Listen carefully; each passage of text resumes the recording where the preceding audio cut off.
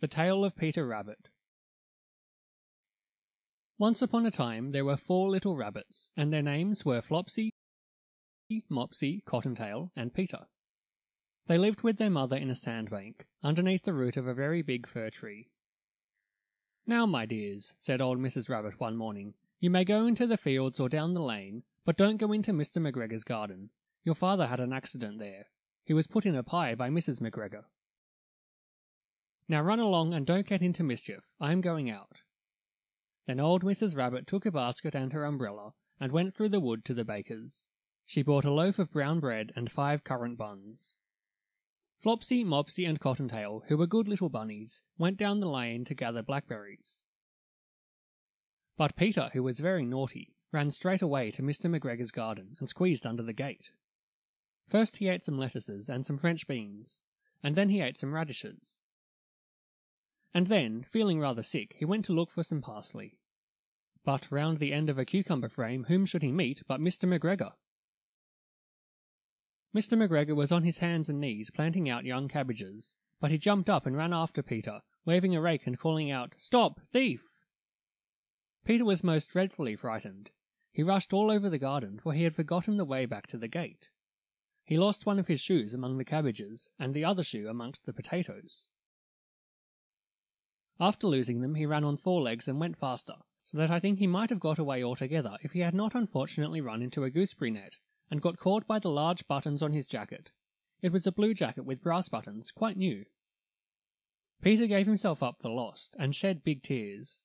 But his sobs were overheard by some friendly sparrows, who flew to him in great excitement, and implored him to exert himself. Mr. McGregor came up with a sieve, which he intended to pop upon the top of Peter, but Peter wriggled out just in time, leaving his jacket behind him, and rushed into the tool shed and jumped into a can. It would have been a beautiful thing to hide in if it had not had so much water in it. Mr. McGregor was quite sure that Peter was somewhere in the tool shed, perhaps hidden underneath a flower pot. He began to turn them over carefully, looking under each. Presently Peter sneezed. "Kerchoo!" Mr. McGregor was after him in no time, and tried to put his foot upon Peter, who jumped out of a window, upsetting 3 plants. The window was too small for Mr. McGregor, and he was tired of running after Peter. He went back to his work. Peter sat down to rest. He was out of breath and trembling with fright, and he had not the least idea which way to go.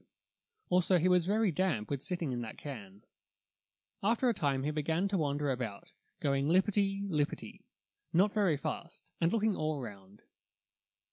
He found a door in a wall, but it was locked, and there was no room for a fat little rabbit to squeeze underneath. An old mouse was running in and out over the stone doorstep, carrying peas and beans to her family in the wood. Peter asked her the way to the gate, but she had such a large pea in her mouth that she could not answer. She only shook her head at him. Peter began to cry. Then he tried to find his way straight across the garden, but he became more and more puzzled. Presently he came to a pond where Mr. McGregor filled his water cans. A white cat was staring at some goldfish. She sat very, very still, but now and then the tip of her tail twitched as if it were alive. Peter thought it best to go away without speaking to her. He had heard about cats from his cousin, little Benjamin Bunny. He went back towards the tool shed, but suddenly, quite close to him, he heard the noise of a hoe. Scritch, scratch, scratch, scritch. Peter scuttered underneath the bushes. But presently, as nothing happened, he came out, and climbed upon a wheelbarrow and peeped over. The first thing he saw was Mr. McGregor hoeing onions. His back was turned towards Peter, and beyond him was the gate. Peter got down very quietly off the wheelbarrow, and started running as fast as he could go along a straight walk behind some blackcurrant bushes. Mr. McGregor caught sight of him at the corner, but Peter did not care. He slipped underneath the gate and was safe at last in the wood outside the garden. Mr. McGregor hung up the little jacket and the shoes for a scarecrow to frighten the blackbirds. Peter never stopped running or looked behind him till he got home to the big fir tree. He was so tired that he flopped down upon the nice soft sand on the floor of the rabbit hole and shut his eyes. His mother was busy cooking. She wondered what he had done with his clothes. It was the second little jacket and pair of shoes that Peter had lost in a fortnight. I am sorry to say that Peter was not very well during the evening. His mother put him to bed and made some chamomile tea, and she gave a dose of it to Peter. 1 tablespoonful to be taken at bedtime. But Flopsy, Mopsy, and Cottontail had bread and milk and blackberries for supper. End of the Tale of Peter Rabbit. The Tale of Squirrel Nutkin.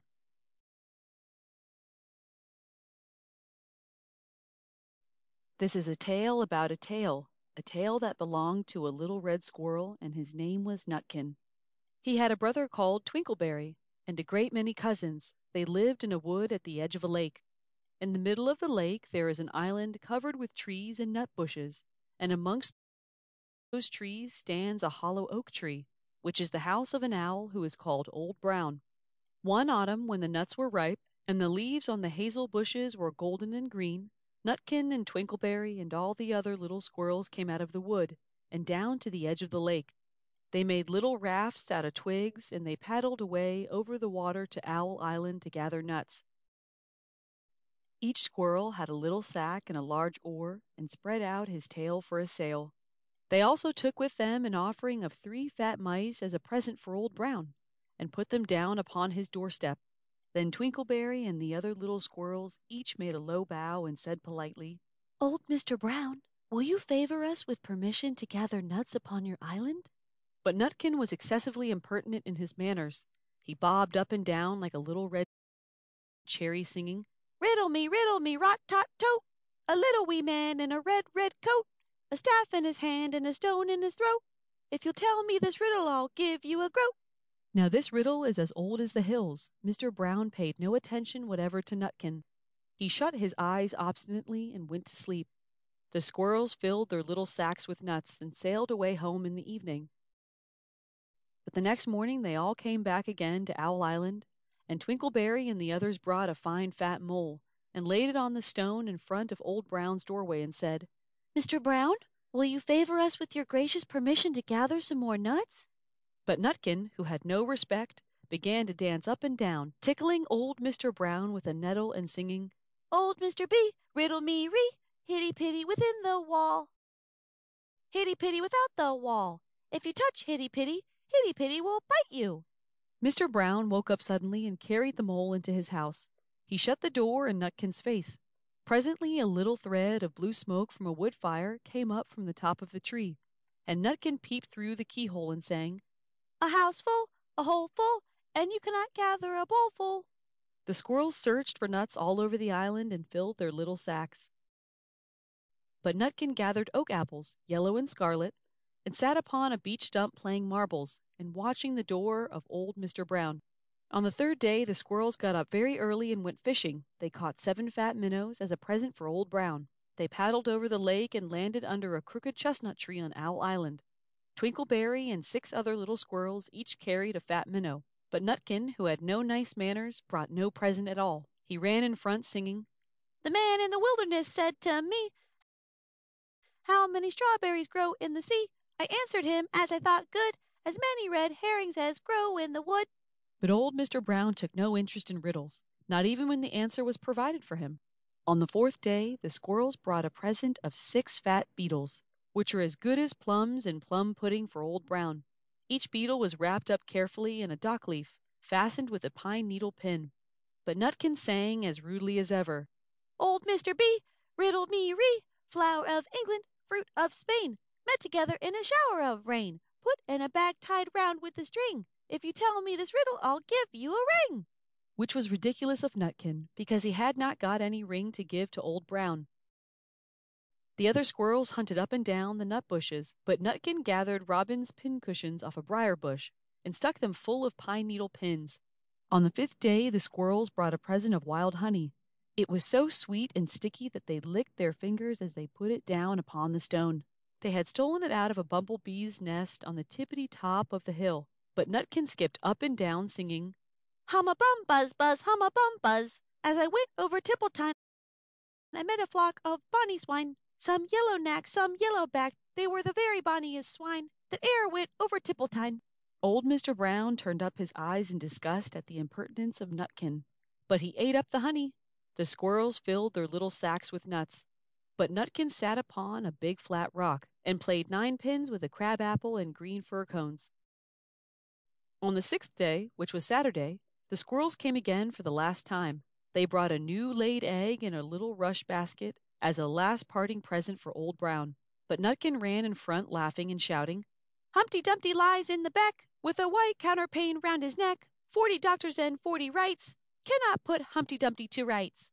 Now old Mr. Brown took an interest in eggs. He opened one eye and shut it again, but still he did not speak. Nutkin became more and more impertinent.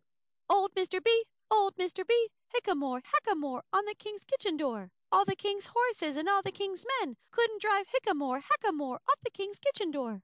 Nutkin danced up and down like a sunbeam, but still Old Brown said nothing at all. Nutkin began again. "Arthur O'Bower has broken his band. He comes roaring up the land. The King of Scots with all his power cannot turn Arthur of the Bower." Nutkin made a whirring noise to sound like the wind, and he took a running jump right onto the head of Old Brown. Then all at once there was a flutterment and a scufflement and a loud The other squirrels scuttered away into the bushes. When they came back very cautiously, peeping round the tree, there was Old Brown sitting on his doorstep, quite still, with his eyes closed, as if nothing had happened. But Nutkin was in his waistcoat pocket. This looks like the end of the story, but it isn't. Old Brown carried Nutkin into his house, and held him up by the tail, intending to skin him. But Nutkin pulled so very hard that his tail broke in two, and he dashed up the staircase and escaped out of the attic window. And to this day, if you meet Nutkin up a tree and ask him a riddle, he will throw sticks at you and stamp his feet and scold and shout, "Cuck-cuck-cuck-cuck-cuck-cuck." End of the Tale of Squirrel Nutkin. The Tailor of Gloucester.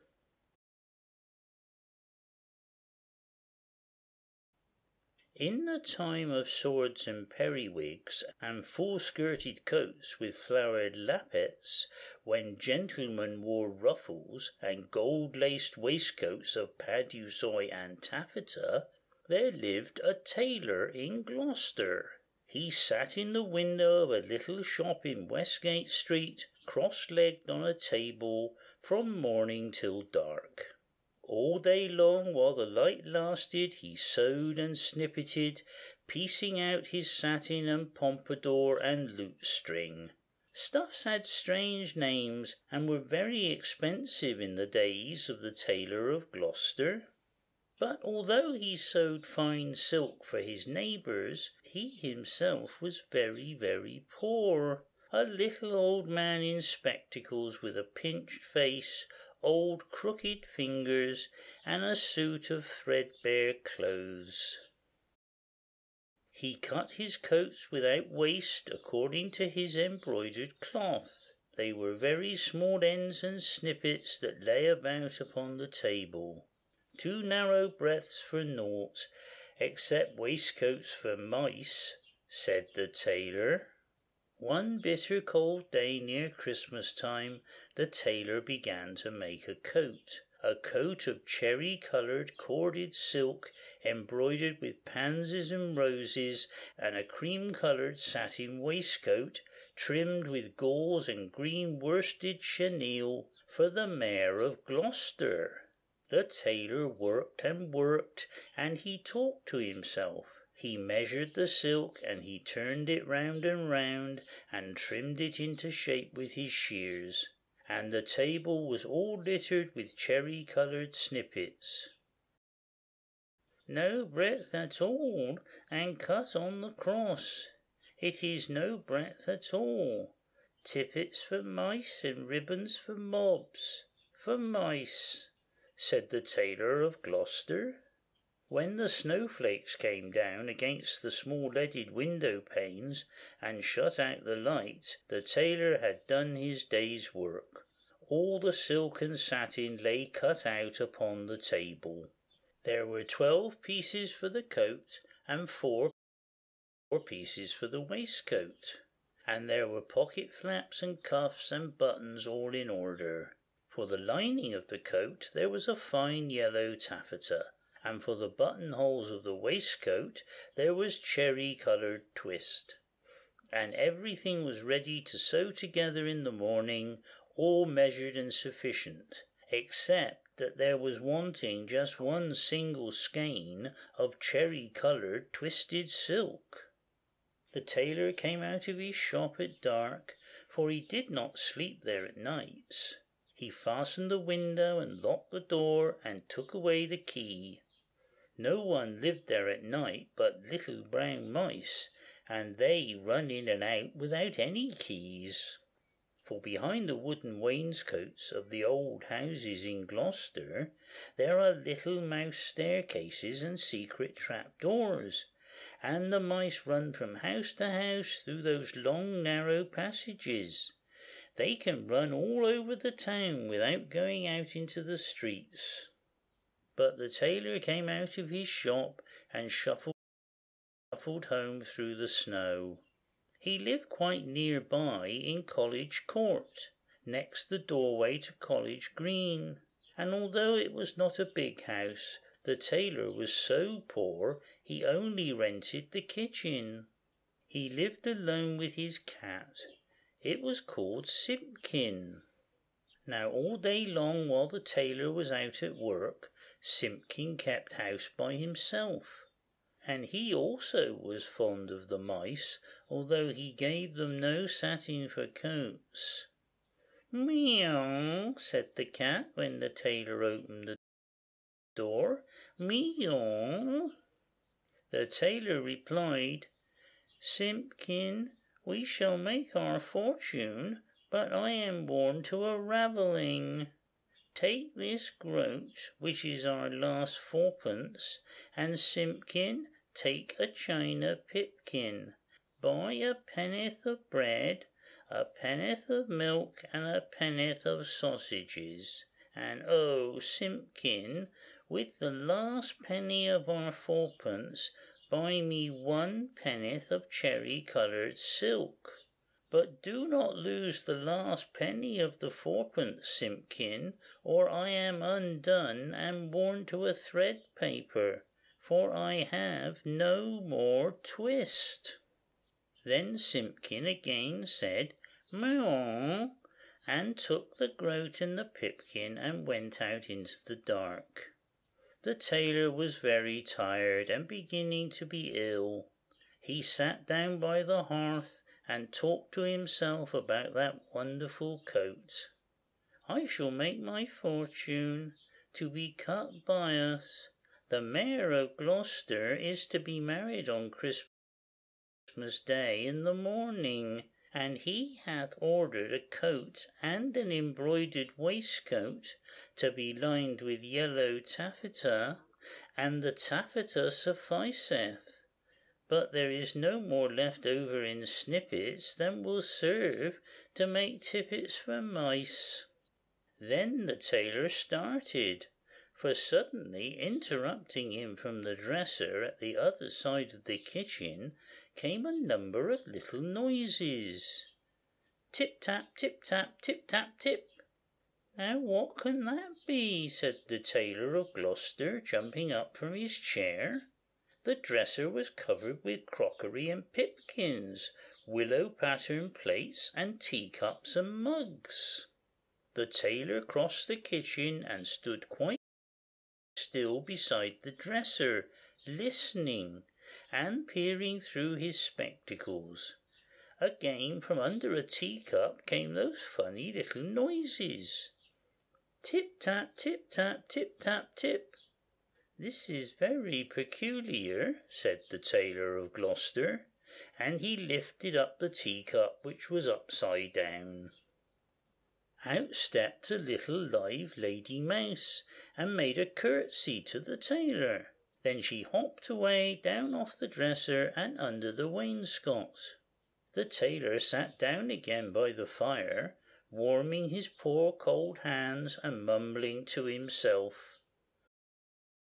"The waistcoat is cut out from peach-coloured satin, tambour stitch and rosebuds in beautiful floss silk. Was I wise to entrust my last fourpence to Simpkin? 21 buttonholes of cherry-coloured silk, 21 buttonholes of cherry-coloured twist. But all at once from the dresser there came other little noises. Tip-tap, tip-tap, tip-tap, tip. "This is passing extraordinary," said the Tailor of Gloucester, and turned over another teacup, which was upside down. Out stepped a little gentleman mouse, and made a bow to the tailor. And then from all over the dresser came a chorus of little tappings, all sounding together and answering one another, like watch beetles in an old worm-eaten window shutter. Tip-tap, tip-tap, tip-tap, tip. And out from under teacups and from under bowls and basins stepped other and more little mice, who hopped away down off the dresser and under the wainscot. The tailor sat down close over the fire, lamenting 21 buttonholes of cherry-coloured silk, to be finished by noon of Saturday, and this is Tuesday evening. Was it right to let loose those mice, undoubtedly the property of Simpkin? Alack, I am undone, for I have no more twist. The little mice came out again and listened to the tailor. They took notice of the pattern of that wonderful coat. They whispered to one another about the taffeta lining and about little mouse tippets. And then, all at once, they all ran away together down the passage behind the wainscot, squeaking and calling to one another as they ran from house to house. And not one mouse was left in the tailor's kitchen when Simpkin came back with the pipkin of milk. Simpkin opened the door and bounced in, with an angry grrr-meow, like a cat that is vexed, for he hated the snow, and there was snow in his ears and snow in his collar at the back of his neck. He put down the loaf and the sausages upon the dresser and sniffed. "Simpkin," said the tailor, "where is my twist?" But Simpkin set down the pipkin of milk upon the dresser and looked suspiciously at the teacups. He wanted his supper of a little fat mouse. "Simpkin," said the tailor, "where is my twist?" But Simpkin hid a little parcel privately in the teapot, and spit and growled at the tailor. And if Simpkin had been able to talk, he would have asked, "Where is my mouse?" "Alack, I am undone," said the Tailor of Gloucester, and went sadly to bed. All that night long Simpkin hunted and searched through the kitchen, peeping into cupboards and under the wainscot, and into the teapot where he had hidden that twist, but still he never found a mouse. Whenever the tailor muttered and talked in his sleep, Simpkin said, "Meow grash," and made strange horrible noises, as cats do at night. For the poor old tailor was very ill with a fever, tossing and turning in his four-post bed, and still in his dreams he mumbled, "No more twist, no more twist." All that day he was ill, and the next day, and the next, and what should become of the cherry-coloured coat? In the tailor's shop in Westgate Street the embroidered silk and satin lay cut out upon the table, 21 buttonholes, and who should come to sew them when the window was barred and the door was fast locked?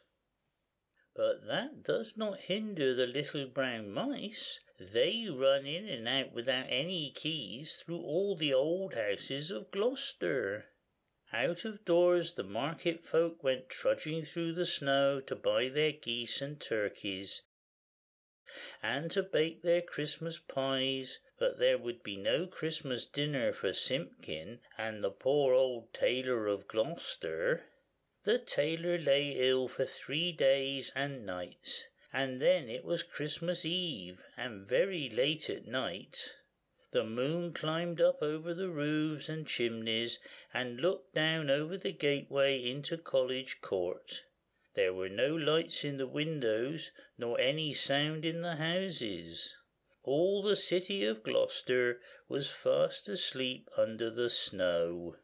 And still Simpkin wanted his mice, and he mewed as he stood beside the 4-post bed.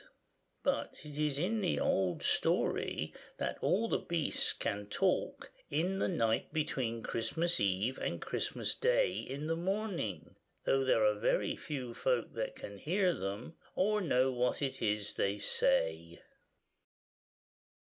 When the cathedral clock struck 12, there was an answer like an echo of the chimes, and Simpkin heard it, and came out of the tailor's door and wandered about in the snow. From all the roofs and gables and old wooden houses in Gloucester came 1,000 merry voices singing the old Christmas rhymes, all the old songs that ever I heard of, and some that I don't know, like Whittington's bells. First and loudest the cocks cried out, "Dame, get up and bake your pies." "Oh, dilly, dilly, dilly," sighed Simpkin. And now in a garret there were lights and sounds of dancing, and cats came from over the way. "Hey diddle diddle, the cat and the fiddle, all the cats in Gloucester, except me," said Simpkin. Under the wooden eaves the starlings and sparrows sang of Christmas pies. The jackdaws woke up in the cathedral tower, and although it was the middle of the night, the throstles and robins sang. The air was quite full of little twittering tunes. But it was all rather provoking for poor hungry Simpkin. Particularly he was vexed with some shrill little voices from behind a wooden lattice. I think that they were bats, because they always have very small voices, especially in a black frost, when they talk in their sleep, like the Tailor of Gloucester. They said something mysterious that sounded like, "Buzz, quoth the blue fly, hum, quoth the bee, buzz and hum they cry, and so do we." And Simpkin went away shaking his ears as if he had a bee in his bonnet.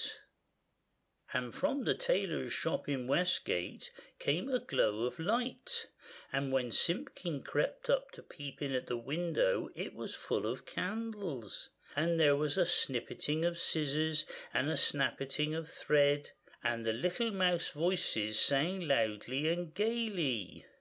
420 tailors went to catch a snail, the best man amongst them durst not touch her tail. She put out her horns like a little Kylo cow. Run, tailors, run, or she'll have you all now. Then, without a pause, the little mouse voices went on again.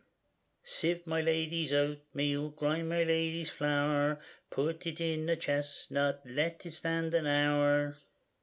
"Mew, mew," interrupted Simpkin, and he scratched at the door. But the key was under the tailor's pillow. He could not get in. The little mice only laughed and tried another tune. 3 little mice sat down to spin. Pussy passed by and she peeped in. "What are you at, my fine little men? Making coats for gentlemen. Shall I come in and cut off your threads? Oh no, Miss Pussy, you'd bite off our heads." "Mew, mew," cried Simpkin. "Hey diddle dinkety," answered the little mice. "Hey diddle dinkety, poppety pet, the merchants of London they wear scarlet. Silk in the collar and gold in the hem, so merrily march the merchantmen. They clicked their thimbles to mark the time, but none of the songs pleased Simpkin. He sniffed and mewed at the door of the shop. And then I bought a pipkin and a popkin, a slipkin and a slopkin, all for 1 farthing, and upon the kitchen dresser, added the rude little mice. Mew, scratch, scratch, scuffled Simpkin on the window-sill, while the little mice inside sprang to their feet and all began to shout at once in little twittering voices, "No more twist, no more twist," and they barred up the window shutters and shut out Simpkin. But still through the nicks in the shutters he could hear the click of thimbles, and the little mouse voices singing, "No more twist, no more twist." Simpkin came away from the shop and went home, considering in his mind. He found the poor old tailor without fever, sleeping peacefully. Then Simpkin went on tiptoe and took a little parcel of silk out of the teapot and looked at it in the moonlight, and he felt quite ashamed of his badness compared with those good little mice. When the tailor awoke in the morning, the first thing which he saw upon the patchwork quilt was a skein of cherry-coloured twisted silk, and beside his bed stood a repentant Simpkin. "Alack, I am worn to a ravelling," said the Tailor of Gloucester, "but I have my twist."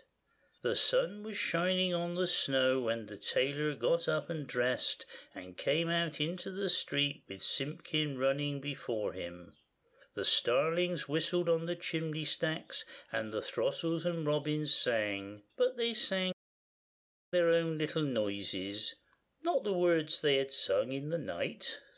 "Alack," said the tailor, "I have my twist, but no more strength nor time than will serve to make me one single buttonhole, for this is Christmas Day in the morning. The Mayor of Gloucester shall be married by noon, and where is his cherry-coloured coat?" He unlocked the door of the little shop in Westgate Street, and Simpkin ran in like a cat that expects something. But there was no one there, not even one little brown mouse. The boards were swept clean, the little ends of thread and the little silk snippets were all tidied away and gone from off the floor. But upon the table, oh joy! the tailor gave a shout. There, where he had left plain cuttings of silk, there lay the most beautifullest coat and embroidered satin waistcoat that ever were worn by a Mayor of Gloucester. There were roses and pansies upon the facings of the coat, and the waistcoat was worked with poppies and cornflowers. Everything was finished except just one single cherry-coloured buttonhole, and where that buttonhole was wanting there was pinned a scrap of paper with these words in teeny-weeny writing, "No more twist." And from then began the luck of the Tailor of Gloucester, and he grew quite stout, and he grew quite rich. He made the most wonderful waistcoats for all the rich merchants of Gloucester, and for all the fine gentlemen of the country round. Never were seen such ruffles or such embroidered cuffs and lappets, but his buttonholes were the greatest triumph of it all. The stitches of those buttonholes were so neat, I wonder how they could be stitched by an old man in spectacles with crooked old fingers and a tailor's thimble. The stitches of those buttonholes were so small, that they looked as if they had been made by little mice. The end. End of the Tailor of Gloucester. The Tale of Benjamin Bunny.